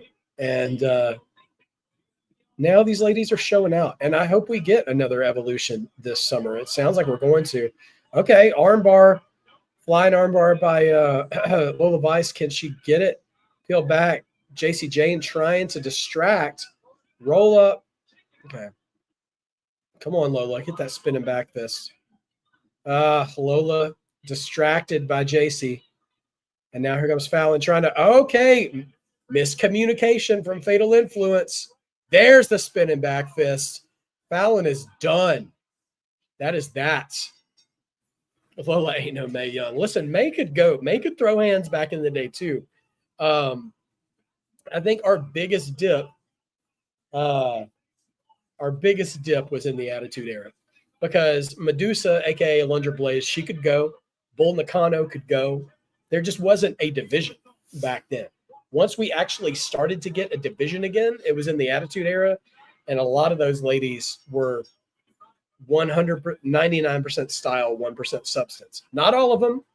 Ivory, Molly Holly, Victoria, Chad, there were plenty of really good ones. And there were also some ladies who started off one way and tried to legitimize afterwards. Trish Stratus, for instance, and she made a lot of headway as well. And it started to get better, but I don't think it's as good as I think now is better than it's ever been for women's wrestling in both depth of roster and quality of performer. The Fatal Influence explode. Okay, it's interview time with La Primera. And being in a being La Primera doesn't come without sacrifice. I had my first tryout in Chile, but I was already. Well, they're telling Stephanie's story. I went to Japan. I went to Mexico, and I owned my craft. In that time, Photos from Pro Wrestling Illustrated. Let's go. I played big chess. They are putting over her world traveling experience. I don't look back. And she's cutting a multilingual promo as well. It was necessary to get here. Since arriving in NXT, you had one goal in mind. This is best for Stephanie right now as she's still gaining. She can speak English fine, but there's a difference between speaking English and cutting a promo in English. And letting her communicate in the way she's comfortable with is doing more favors for her. I was just talking about seeing Rey Mysterio for the first time. And see the late night in Japan, the early morning it has all been broadcast. And your opponent Jordan Briggs. All right, let's see how Stephanie puts over Jordan. Jordan was at the top of TNA, and now she wants to be at the top of NXT. But for me, to become the best luchador, I went through hell. And I made downhill my home. That's a cold line right there. Stephanie said, to become NXT Women's Champion, I went through hell and I made hell my home. When you get close to my head, you will burn. When you get close to my hell, you will burn in flames. Woo! You better watch out, Jordan. Woo! Hold on. That got me so fired up. I got a call. All right, y'all. Kalani Jordan and Zarya is up next. Tell me who you got for Kalani Jordan and Zarya. Be curious to see who's next for this one. But man, that was a cold promo, dude. And again, not cutting down her opponent. She said Jordan's going to be my toughest test. Which may or may not be true. We'll see. But that was a dope line. I like that. I'm a big fan of wordplay and also just callbacks within your own promo. Like that's just good public speaking. If you ever watch my go-to example for that is Dave Chappelle, who's I think one of the best storytellers and not just joke tellers, but storytellers in entertainment. It's something he's so good at is lulling you into this false sense of security in the beginning of a story. He goes off into something else, and then his punchline wraps all the way back around to that first thing he said that you forgot he told you, but you remember as soon as he says it. And kind of sandwiching a promo like that is so good. It can be so effective. You can't do it every time. Obviously, people start to see it coming, and it maybe won't work so well. But man, that was great. So the champions tonight, in their own way, in their in the scope of the talents they possess, man, just great stuff. Great stuff there. Absolutely. All right, another super chat in the house from A&B Combos Wrestling Edition. Give Stephanie all the gold. Well, they did that, and then they decided against it for some reason. I don't know. Give her the Heritage Cup. Why not? I haven't even seen Noam Dar since they broke up Metaphor. So I don't know what all that's about. By the way, guys, while we're making our way to proper super chatting, you can support the channel if you so choose to. And if you do that, I'd be glad to feature your chat on the screen until we can get our view hours up. I got to be making more and more content, and it's been a little hard lately with the voice.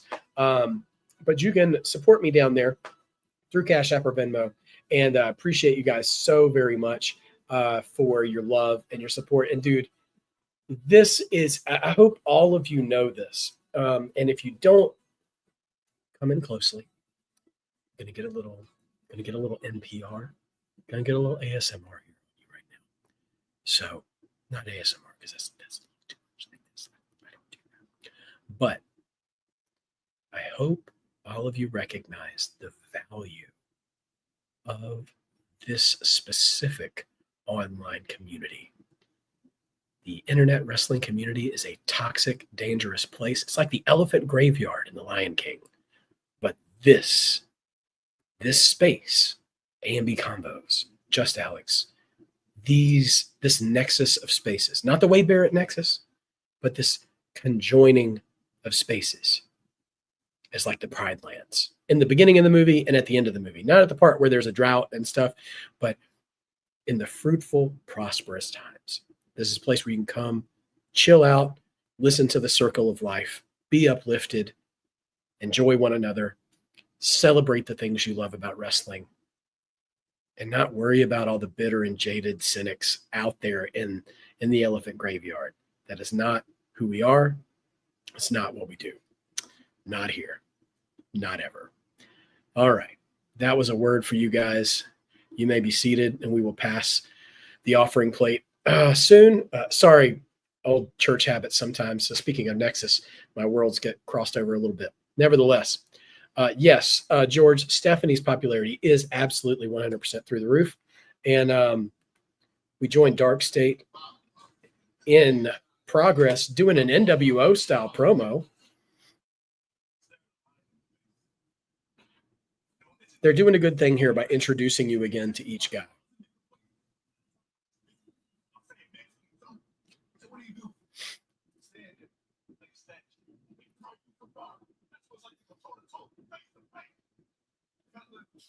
Dion's got fire. He's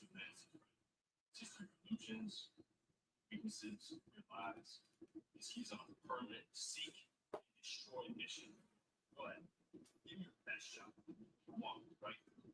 Burn through a wall. You'll get back up even more pissed off, even more dangerous. Something else. Osiris. And then there's a wild one. You know the one with the cunning smile? The story's nothing but perseverance. When you come from nothing, you got nothing to lose. Some people call him lucky. He's heard everything by himself. Now, people like the word. On the album, more like it. When he opens his mouth, people open their ears. Here comes Shaquan.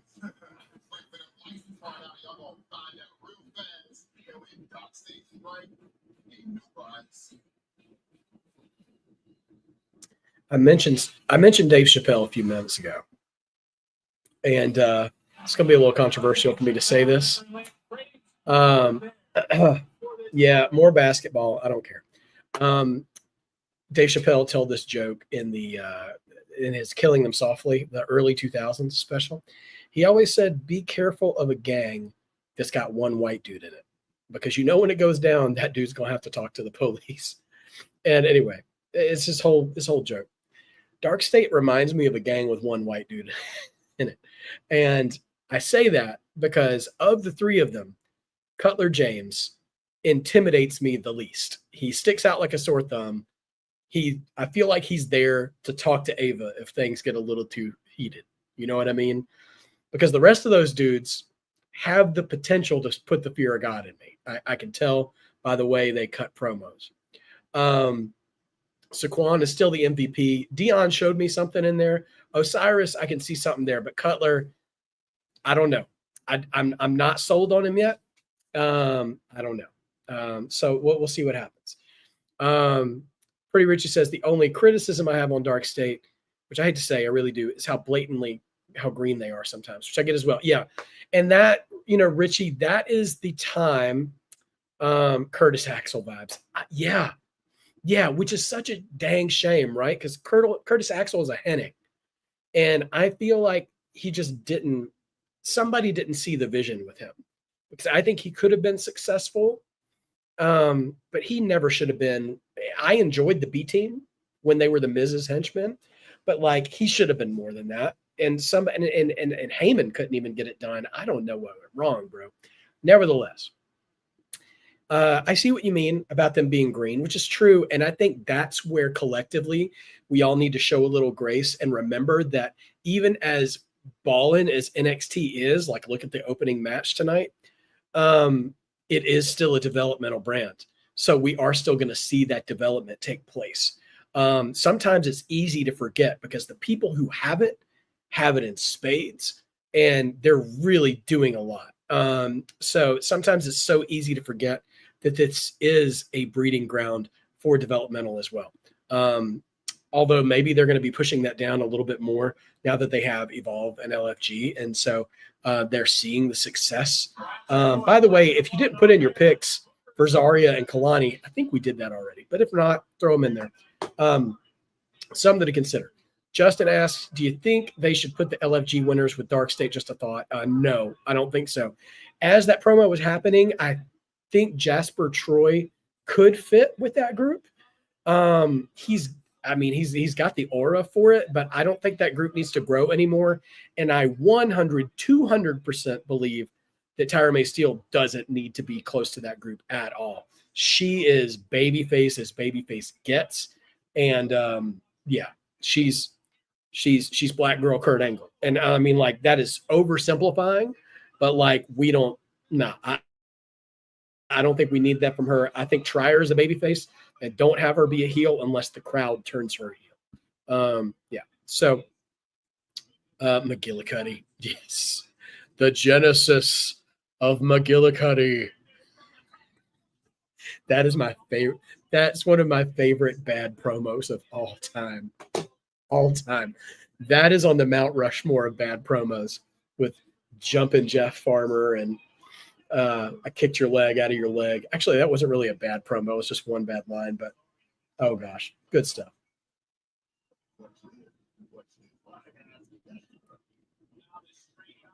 Zarya with the power moves.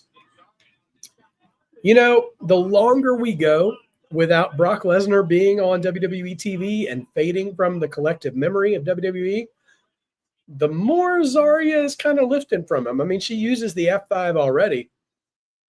But she did that, Mark Henry side slam position right up onto the shoulders. And I'm like, she's about to hit that F5. Whenever I see a matchup like Zarya and Kalani, I think of a GM mode of 2K25, where you actually get a pretty good rating for matching up to styles like this of Kalani, who's basically a cruiserweight. And then, a bruiser like Zarya. What's interesting here,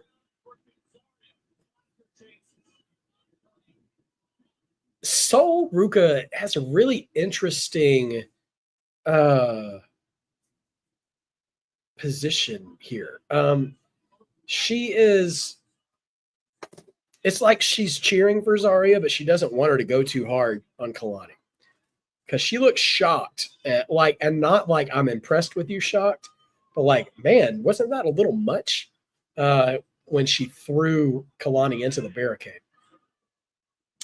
I'm intrigued. I don't know what they're doing with this Zaruka. Womance, I believe, has I think it was Justin who suggested, or was it Dossie earlier tonight? So yeah, man, interesting times. Any questions? Hey, good evening, Stephen from the One True Mod Father. Glad to have you here, Mod Father. Hope all is well. And greetings to the chat. Thank you for being with us, Mod Father. Like I'm telling all of our just entered people tonight, first of all, prediction show with A and B combos. About 15 minutes after the stream is done tonight, we're going to predict both Saturday night's main event and Battleground, that both are happening this weekend. Saturday night's main event, obviously, on Saturday, and Battleground on Sunday. So we'll be tracking those predictions for you tonight. So join along with us for that as we have a heck of a show together. And then go back and watch the triple threat match that opened this show. It was the best NXT TV match of the year this year, non-PLE, between Javon Evans, Sean Legacy, and Ashante the Adonis. Those guys burned the house down. And the rest of the show has been wrestling in ashes ever since. So the show's been fine. It hasn't been a bad show, but there you go. So, yeah. All right. While we're still waiting for things to get back going between Zarya and Kalani, Jordan, any other questions or thoughts in the chat? I will say this because I haven't taken a time to say this. Not that anybody asked, but I got to see a different angle today on the Zoe Stark injury. And I think someone earlier in the chat, when I was behind and we were caught up in that triple threat match, asked if I thought she was going to get released, if Zoe Stark was going to get released. And that would be a dirty, low down, dirty, shady thing to do. But also I could see it happening. Given that both Sonya and Shayna were released in that last round of cuts, Zoe being, I'm hoping they don't cut her while she's injured. That would be horrendous and heinous to do. However, Zoe had been fighting for TV time before that anyways. Everybody, even in the chat and A&B combos last night before the injury happened, many people were kind of like, all right, she's probably there to take the pin. And I believe that was true. And I think they had to call an audible for Rhea to ultimately win that match. I think she was going to anyways. I don't think they changed the finish of the match, just changed who was taking the pin. But I got to see a bigger angle of that injury, and I really do abide by and stand by the opinion that it was just an unfortunate accident. I don't think either woman was to blame. Kyrie was on the opposite side of the ring. Zoe jumped before she turned around. So on the one hand, you could make the argument that either Zoe jumped too soon or Kyrie ran back to the ring, to the center of the ring too late. And Zoe's instinct, I think, was to put her foot down to try to stop and turn it into like a standing kick instead of just flopping on the mat. And wrestling is just an inherently risky endeavor. And I said this in the chat last night too. Sadly, sometimes Bret Hart gets kicked in the head by Goldberg. Sometimes Austin gets dropped on his neck by Owen. And it's just a dangerous business. And I don't think it was Kyrie's fault. Don't particularly think it was Zoe's fault either. You just have dance partners in the ring, and sometimes the adrenaline gets to you. Sometimes you just don't hear each other. I mean, that was a really loud crowd last night. So could have been really hard to communicate with each other as well.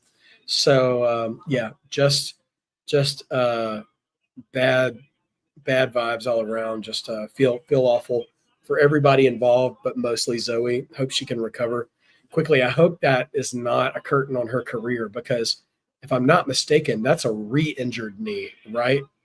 I think she had been injured in that same spot before, and that's those injuries just get harder and harder to come back from as time passes.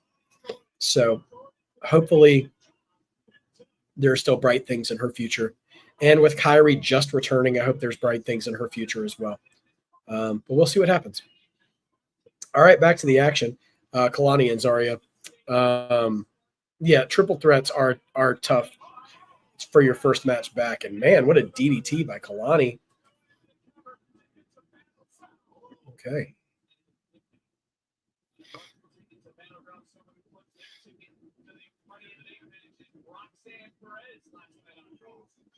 Man. Putting over Roxanne Perez on commentary. Of course, Booker's always going to do that. Calling out for qualifying for Money in the Bank as well in her match. Okay, sunset flip by Kalani. Nope. Boom. Oh, gosh. What a brutal clothesline by Zarya. She just like Steiner lined her. Going up. Not sure what she was going for there, but it's reversed. Counter by Zarya there. Not actually like a stunner, just like a technical. Oh, my gosh. Oh, no. Wow. So if you're not watching, Zarya basically had Kalani's head like in stunner position, but had her on her back like a piggyback and did a Kevin Owens like senton into the corner with her on her back. That was nasty work.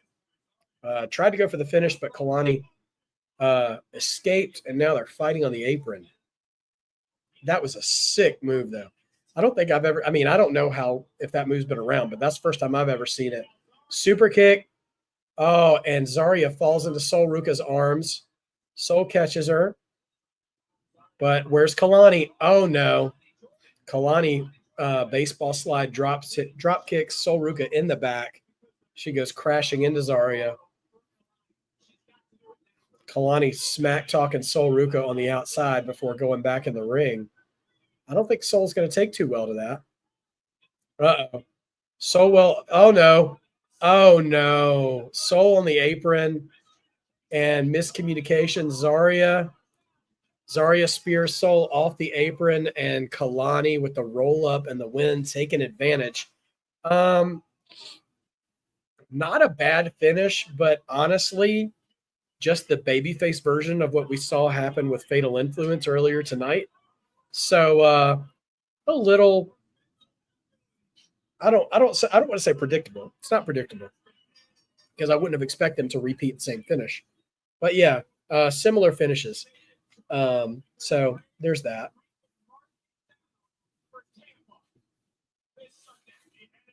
But that will round out the card for Battleground this weekend. Sol Ruka defends against Kalani Jordan. So there we go. Will she become a two-time women's North American champion?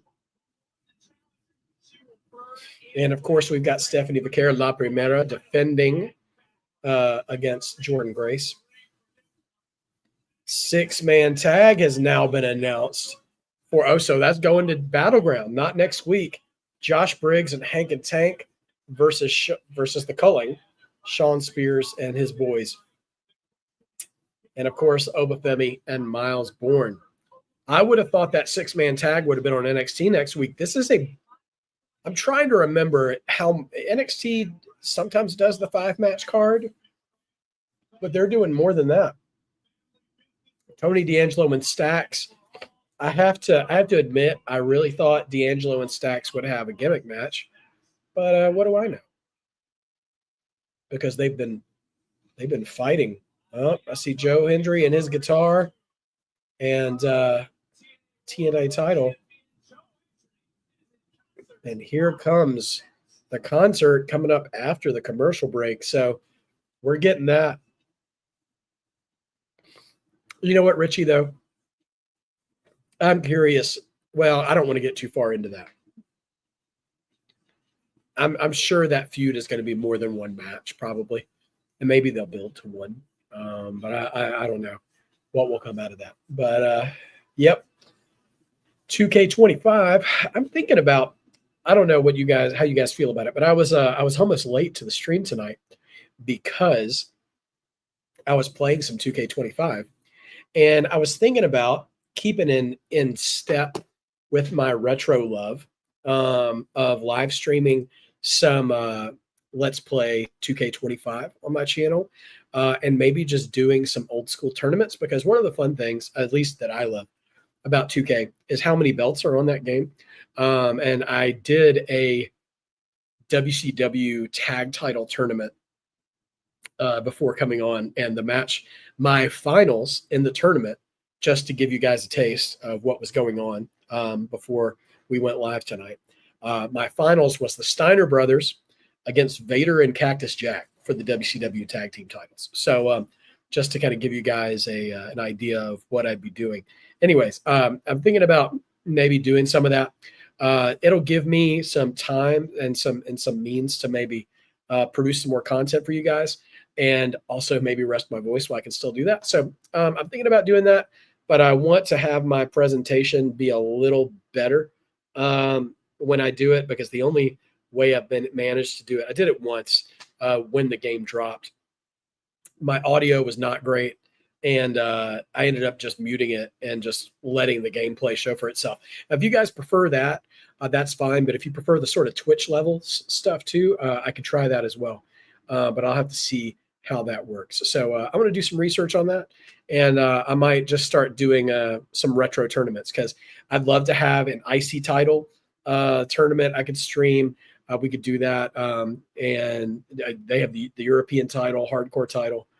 We could do all kinds of stuff like that. And you know what? Even if you don't care, like, give me an excuse to play the game and create some more content. So, anyways, something about doing that. Pretty Richie, you're kind of doing the same thing right now, doing a WCW title program between DDP, Goldberg, and Sting, trying to base it off 99. Oh, that's great.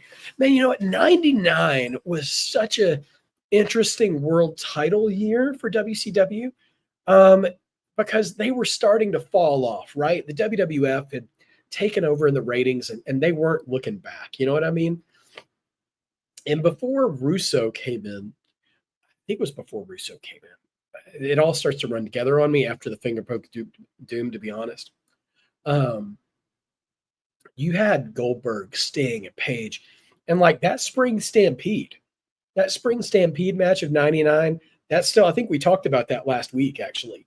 That was like the number one, I wouldn't say the most shocking match I've ever seen, but when you look at the lineup of that year, that world title match, for those of you who weren't in the chat last week when we were talking about this, it was a fatal four-way match with a special referee for the WCW title. The fatal four-way was Ric Flair, Sting, Hulk Hogan, and Diamond Dallas Page. And the special referee was the Macho Man Randy Savage. If one of these things is not like the other, ever was a match, it was this one with DDP. And DDP walked away with the world title in that match. And it was just nuts, because the funny thing is that in my recollection, I wouldn't say Page wasn't over. He got a big pop, but like the apex of his popularity had kind of passed. Like when he did his feud with Randy Savage, and then he beat Kurt Hennig at Starrcade 97, and he had that U.S. title run where he had a feud with Benoit, a feud with Raven, and all that stuff. And he ended up dropping the title to Raven, who then immediately dropped it to Goldberg. That was probably Page's peak popularity for me. So for him to win the title a whole year later was just nuts. But we're back with Joe Hendry, and it is time for the concert. I got to say, NXT fumbled a little bit not giving us Joe Hendry's entrance, if I'm being honest. But time is short. We only got about 5 minutes left in the broadcast, and your boy is going to take a quick break before we start our prediction show. So. Say his name and he appears. It is time for another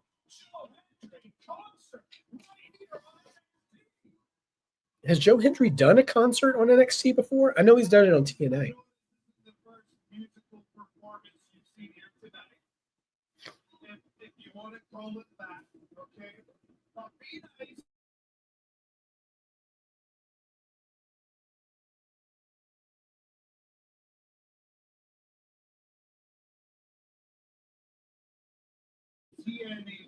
This song is dedicated to Trick Williams. All right, let's rank Joe Hendry versus Elias and The Rock when it comes to rock concerts.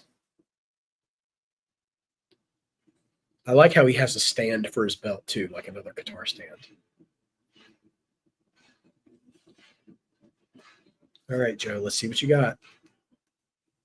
I do like how he has his own mic. Hendry's in concert, and you're gonna hear the sounds. I believe in Joe Hendry at the end of Battleground. The crowd's clapping is like a bunch of white people in a black church, though, I got to admit. It's a shame you couldn't hold the title for longer than a couple of weeks. You used to work so hard. The people were with you for years, but now Trick, you are the world champion of producing tears.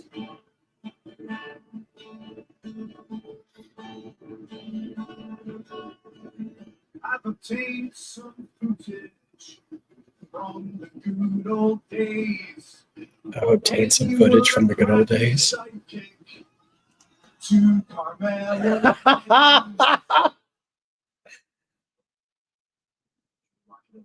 Oh my gosh.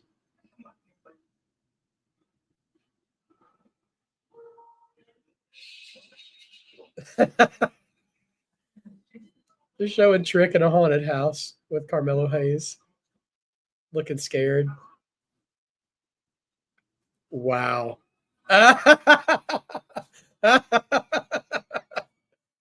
Oh my gosh. Oh my gosh. No, not the replay. Not the replay. Hey, buddy. Hey, lad. Oh my gosh. That was great. Oh, that was good.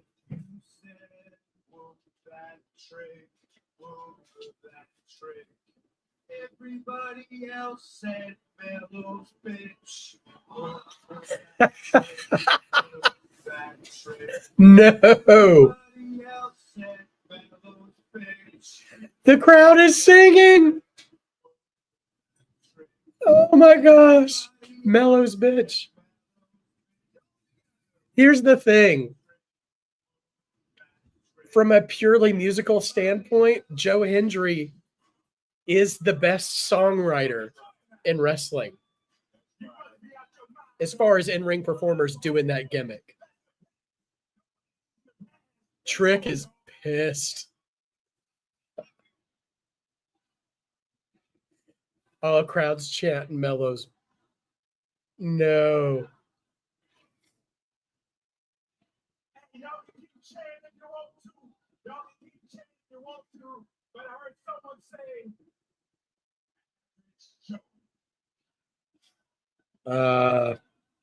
Average Joe doesn't cook as hard as Melo's bitch. I'm sorry. Oh, cheap shot from Trick. Cheap trick, if you will. Boom. Spin a vase. Spin kick. Probably going to go for that Trick shot. I fully expect Trick to... Oh, no. He met the Trick shot with a guitar shot. Choke slam. Okay, Joe. That was a well-blocked segment.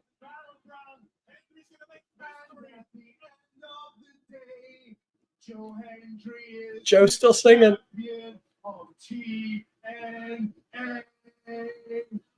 For the first time, I'm telling you, Wow. Solid segment to close the show. Joe Hendry is the best pure songwriter character in wrestling. Rock's insults are up there, but he's a bad guitar player. Elias is a good guitar player and a clever insulter, but you could low-key listen to Joe's actual songs. They're well written, logically fleshed out musical compositions. So great job by Joe to end the show. Drop your ratings in the chat. I will and give me your marked moments. I'll put the poll up later tonight after we do the prediction show. But man, there were a few good marked moment candidates tonight. We obviously had the opening of the show and the closing of the show. Great stuff there. And yeah. I will just have to save my predictions for the prediction show. I don't want to say too much about what that last segment made me feel, but I'm very interested in what's to come. So Battleground's going to be quite a show. Again, give me right before we wrap up, give me about 15 to 20 minutes or so, and we will run over to still here at Marked by Wrestling, run over to another live with A&B Combos Wrestling Edition, and we will get that going for you guys. Yeah, Pretty Richie. Yeah, go watch that triple threat. When it's over, hop on and we should be ready to go. That should be perfect if you can go find that. So, yeah, so good stuff. So anyway, thank you guys for being here. Let's see. George gives an 8.5 out of 10. Solid show tonight. Yes, sir. Good go home show, I thought. Justin Allen Crane says 10 out of 10, and that is just 2 4 letters, 1 word. Yeet. Opening match of the night. Yeah. Pretty no. You gonna make me lose my voice, dog. 9 Seth Rollins plumber cracks out of 10. The son of a plumber. Going commando in tight jeans, baby. Fighting for his life. Trying to attack. Trying to attack Jey Uso with the butt crack showing, baby. It's hard time. Hard time. My goodness gracious. Thank you, Pretty Richie. Rigger D, rated a 7 out of 10. Hey, that's a solid stuff. Good show. All right. Be back in 20. Good to see you, Pretty Richie. Oh, yeah. Yes, please. Hit that like button before you dip out of here. I need every like I can get. I'm craving your attention, and we'll really appreciate that. And let's see. Dark State promo, Joe Hendry, great moments. Wise words by Dossie Chatham before I call it a night, guys. Seth needed a belt, not a championship, a belt. He needed that belt, daddy, and not that whipping belt either, not the whipping post. Needed to hold his pants up, baby. Anyway, all right. Let me not project too much more of my voice. We've got a whole nother live to go here in just a few minutes. So you guys take a breather, grab a snack, go to the bathroom, watch that triple threat if you're able to. And I will see you guys right back here soon with the coalition with A&B Combos Wrestling Edition. Otherwise, I hope you guys have an awesome week, an awesome weekend. I want to apologize to you now. I will not be here for Battleground this weekend because Mr. and Mrs. Marked by Wrestling are celebrating their wedding anniversary. I will be back in the chat for Raw on Monday. Knock on wood. It is a holiday. That'll be Memorial Day. But next Tuesday, we will be right back in action right here for NXT on Marked by Wrestling. And we'll be seeing the fallout of Battleground, and we're going to be seeing that Ricky Saints, Ethan Page North American title match as well. So until the next stream in a few minutes, don't forget to believe. Find your joy. Believing makes wrestling better. And I will see all you guys very, very soon. All right. See you in a bit.